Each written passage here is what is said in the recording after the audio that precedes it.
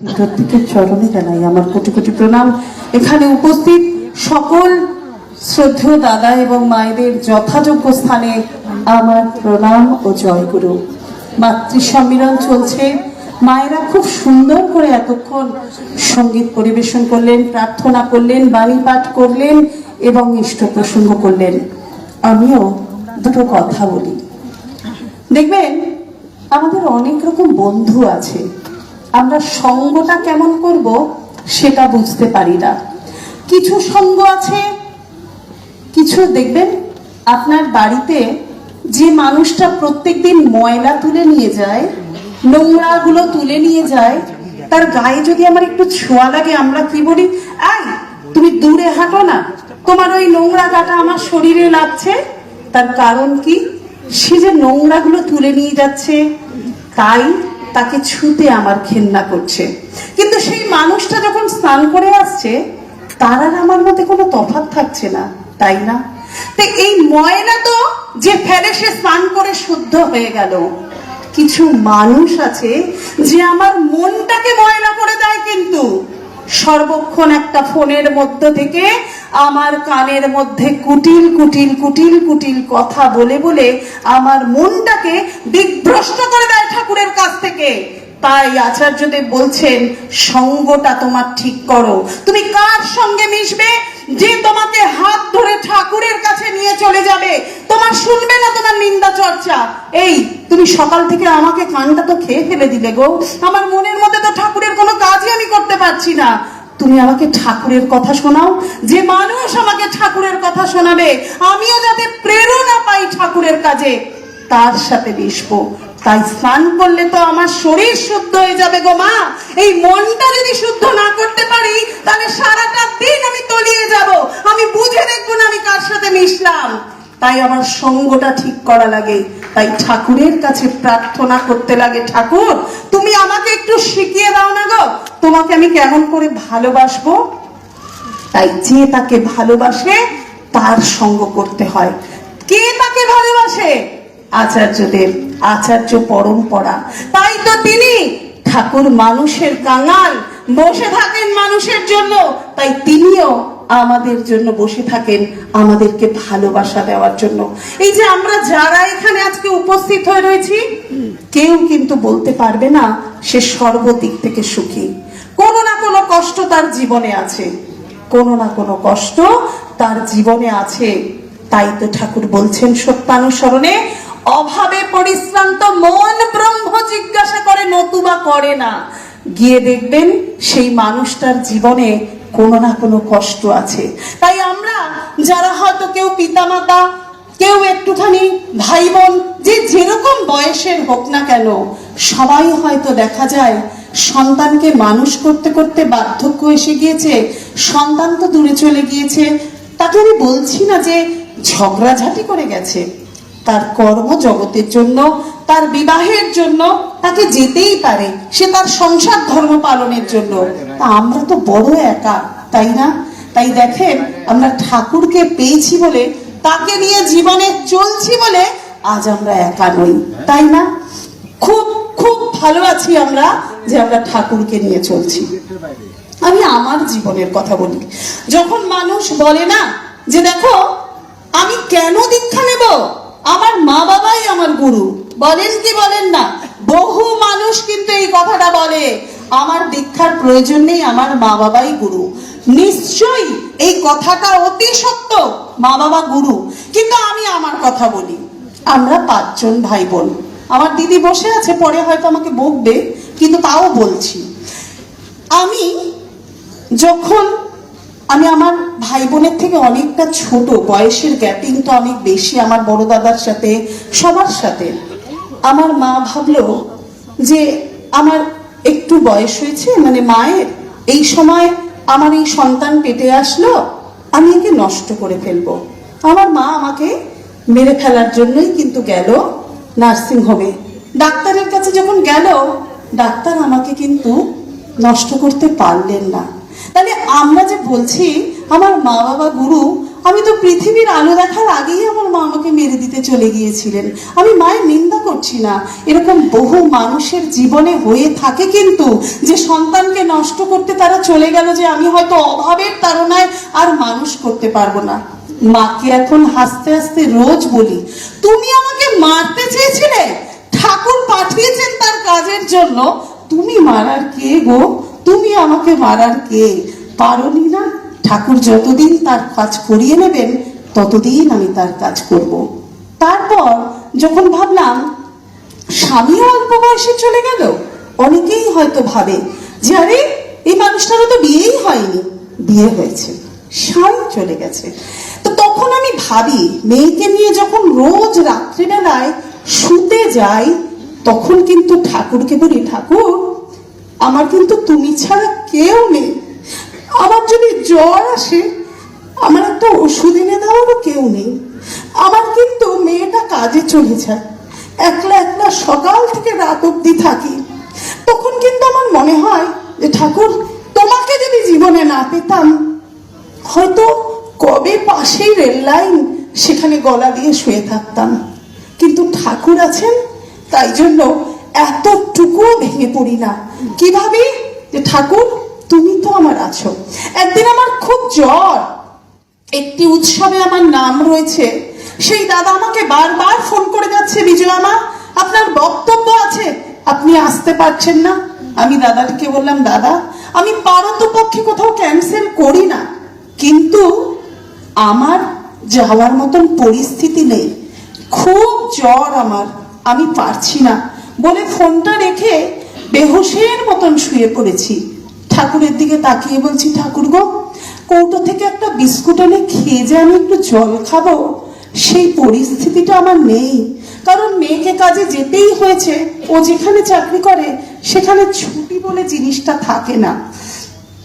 তারপর আমি যখন শুয়ে রয়েছি অঘরে, দেখছি কে যেন আমার মাথাটার মধ্যে একটু হাত বুলিয়ে দিলেন, আমার শরীরের মধ্যে যেন একটা শক্তি আসলো।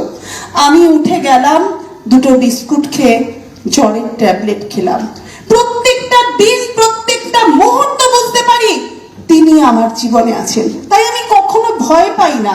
আমাকে প্রত্যেকটা মানুষ বলে, ফ্ল্যাটের আমরা যেখানটা থাকি পার্ক সার্কাস চিত্তরঞ্জন হসপিটালের কাছে, 24 ঘন্টায় সেখানে অশান্তি লেগে থাকে, কোনটা যে চকলেট বোম ফাটে আর কোনটা যে আসল বোম ফাটে সেটাই বুঝতে পারি না। তো আমাকে আমার ফ্ল্যাটের লোকেরা বলে, আমাদের সবার ঘরে কিছু না কিছু প্রোটেকশন আছে, তাদের ঘরে কারোর সবার হয়তো কিছু না কিছু প্রোটেকশন তারা রেখে দিয়েছে, সরকারি মতে হোক যেভাবে হোক। আমাকে বলে, তোমরা তো মামি একা থাকো, তোমার কি কোনো প্রোটেকশন আছে? নয়তো আমাদের ডেকো। আমি বললাম, আপনাদের প্রোটেকশন কি আছে আমি জানি না, আমার জীবনে পুরুষোত্তম আছেন, যার জীবনে তিনি আছেন তার ওই প্রোটেকশনের পরে আর কোনো প্রোটেকশন লাগে না। তাই আমি প্রত্যেকটা দিন যখন শুই বলি ঠাকুর আছেন। সবাইকে যখন দেখি কোনো কিছু লাগবে, বরের কাছে বায়না করে, এটা দাও না গো, এই শোনো ওটা আমার কাছে চেয়েছে না কিন্তু তুমি দিয়ে দিও। আমি ঠাকুরের কাছে গিয়ে বলি, তুমি আমার পিতা, তুমি আমার বর, তুমি আমার সন্তান, আমার জীবনে তুমি ছাড়া কিন্তু কেউ নেই। খুব ভালো যে আমি কারোর ওপর ডিপেন্ডেন্ট নই, কারণ আমার ঠাকুর আছেন। আমরা যখনই কারোর ওপর ডিপেন্ডেন্ট হই, তারপর যখন সেই হাতটা আমাদের জীবন থেকে সরে যায়, তখন কিন্তু আমরা বড় অসহায় হয়ে পড়ি। তাই আমার প্রথম থেকেই জানি তিনি আমার জীবনের আছেন।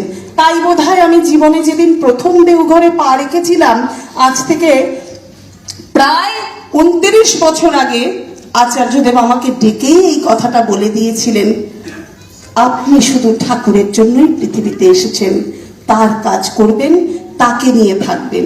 তার এই সেই দিনের বলাটা কিন্তু আমি বুঝতে পারিনি, কিন্তু এখন বুঝি যে তিনি কেন বলেছেন। তাই আমার জীবনে কখনো কোনো দিনও কেউ আমাকে কিন্তু দেখে না যে আমি একলা বলে, যেরকম থাকতাম সেরকম ভাবেই থাকি, কারণ আমার হারানোর তো কিছু হয়নি, আমার ঠাকুর আছেন। এই যে আমরা ভাবি আমার বর আমার জীবনের সব, আমার সন্তান আমার জীবনের সব, আমার স্ত্রী আমার জীবনের সব, আপনারা শিরলেনে কিছুদিন আগে একটা ঘটনা পড়েছেন এবং টিভিতে দেখেছেন বোধহয়, তাই আমি বলি সেটা হচ্ছে খুব মস্ত ধনী পরিবার, তারা দুটো ভাই, একদম আমার চোখে দেখা ঘটনা, কারণ আমাদের বাড়ির থেকে বেশি দূরে নয় এবং সেই স্পটে গিয়ে আমি দেখে আসলাম যে ঘটনাটা টিভিতে দেখছি, বাড়ির এত কাছে যখন একটু যাই। তারা এতটা ধনী পরিবার, হঠাৎ করে কোনো না কোনো কারণবশত তাদের ব্যবসা একেবারে ডাউন হয়ে গেছে। ডাউন হয়ে যাওয়ার পর পুরুষ মানুষ তো চাপে রয়েছে, মেয়েদেরকে বলেনি যে সংসারে এতটা কষ্ট দারিদ্রতা এগুলো দেখা দিচ্ছে, সেগুলো বলেনি। তারা ব্যাংক থেকে লোন নিয়েছে। কি দেখিয়ে লোন নিয়েছে? বাড়িটা দেখিয়ে লোন নিয়েছে, বিশাল বড় বাড়ি, সেই একদম শিললেনের রোডের ওপরে। সেই বাড়ি দেখিয়ে এবার লোন শোধ করতে পারেনি, সেই ব্যাংক তো লোন বাড়ি নিয়ে নিয়েছে। গাড়ি দেখিয়েছে, গাড়িও নিয়ে নিয়েছে, আর তো টাকা পয়সা নেই। দুই ভাই শুধু জানে যে তাদের মধ্যে কি চলছে, বউও জানে না, সন্তানরাও জানে না। রাত্রে বেলায় দুই ভাই পরিকল্পনা করে পায়েস রান্না করলো। সেই পায়েসের মধ্যে বিষ ঘুমের ওষুধ মিশিয়ে দিল। সেই পায়েস দুই বউ খেলো এবং দুটো বাচ্চা ফুটফুটে তারাও খেলো। তার মধ্যে একটি ছেলে, সে অজ্ঞান হয়নি, বউটা অজ্ঞান হয়ে গেছে, দুটো বউই অজ্ঞান হয়েছে, মেয়েটাও অজ্ঞান হয়েছে, কিন্তু বাচ্চা ছেলেটা অজ্ঞান হয়নি। দেখছে বাচ্চা ছেলেটা পুলিশকে যখন বয়ান দিচ্ছে, তার বাবা এবং কাকা এসে মায়েদের গলাটার নালি কেটে দিল, হাতের শিরাটা কেটে দিল। তড়পে তড়পে বউগুলো মরে গেল। নিজের মেয়েটাকেও বাবা ঠিক গলার নাড়িটা কেটে দিল, হাতের শিরাটা কেটে দিল, করে পড়ে রইল। যখন দেখছে বাবারা চলে যাচ্ছে, ও তাড়াতাড়ি একটু পালাতে গেছে, তখন বাবার কাকা ওকেও দেখে নিয়েছে। তারপর তারা গাড়িতে করে উঠে সেই সায়েন্স সিটির কাছে গিয়ে গাড়িটাকে অ্যাক্সিডেন্ট করালো যাতে তারা মরে যায়, কিন্তু কেউ মরেনি। তারপর তাদের ট্রিটমেন্ট হয়ে এখন তারা জেলে রয়েছে। তাহলে বলেন আমরা কি ভাবি? এই দীক্ষা নিও না, এখন দীক্ষা দিও না আমার বাচ্চাটাকে, কিন্তু কি বলি? আমার বাচ্চাটাকে সুন্দর একটা ভালো ছেলে দেখে বিয়ে দিয়ে দেব, তার চাকরি, তার বর্ণ, তার বংশ যাই দেখলাম না কেন, কিন্তু তার ভেতরে কি ভাবতে পেরেছিল যে বউটা যে বলেছিল আজ থেকে তোমার সমস্ত ভরণ পোষণের দায়িত্ব আমি নিলাম, যে ভাবতে পেরেছিল এই বউটা যে স্বামীকে আমি প্রত্যেকটা দিন রান্না করে খাওয়াই, সে সন্তানটা ভাবতে পেরেছিল যে বাবা আমাকে এত সুন্দর করে আদর করে, একদিন সেই আমার গলার নাড়িটা কেটে দেবে? তাই আমরা বুঝে উঠতে পারি না আমরা কতটা ভয়ঙ্কর পশুতে পরিণত হয়ে যাচ্ছি। তাই আমাদের জীবনে ঠাকুর লাগে, তাই আমাদের জীবনে আচার্য লাগে, তাই আমাদের জীবনে পূজনীয় অবিন দাদা লাগে, যার কাছে গেলে আমরা প্রত্যেকটা মুহূর্ত বুঝতে পারবো আমাদের জীবনে কিভাবে চলা উচিত। দুর্গানগর থেকে একটি মার বাবা আচার্যদেবের কাছে গিয়ে বলছে, মেয়েটি বলতেও পারে না, দেখতেও পারে না। মেয়েটিকে ধরে ধরে নিয়ে এসে আচার্যদেবের কাছে বলছে, ওকে বিয়ে দিয়েছিলাম, ওর এই একটা সন্তান, সেই সন্তানটিকে রেখে ওর বর চলে গেছে। আচার্যদেব একটা দীর্ঘশ্বাস ফেলে বললেন, ও যে অন্ধ, ও যে বলতে পারে না, সেটা কি জানিয়ে বিয়ে দেওয়া হয়েছিল? মা বাবা বললেন, হ্যাঁ জানিয়ে দেওয়া হয়েছিল। আচার্যদেব একটা দীর্ঘশ্বাস ফেলে বললেন, মেয়েটিকে ওইদিকে নিয়ে যাও। তারপর তিনি একজনকে পাঠালেন কথা বলার জন্য। তাহলে আমরা সবকিছু হারিয়ে আচার্যদেবের কাছে যাই, কিন্তু আমরা এটা বুঝতেই পারি না যে জীবনের শুরু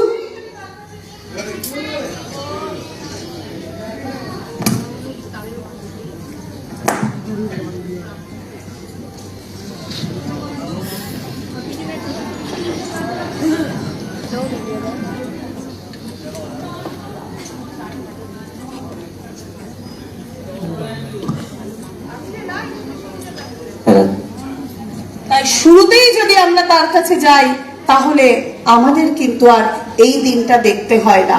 তাই একটি বাচ্চাকে যখন নিয়ে গেছে, বাচ্চাটি অ্যাবনর্মাল, না কথা বলতে পারে না কিছু, তার বাবা মা বলছেন আচার্যদেবের কাছে গিয়ে, আগে আমরা সমস্ত ডাক্তার দেখিয়েছি, ও সুস্থ হয়নি, ওর জন্য আমরা সমস্ত রকম ভেবেছি, এই স্কুলে পড়াবো ওই স্কুলে পড়াবো, কেউ ভর্তি নেয়নি, আগে আমরা কি করব?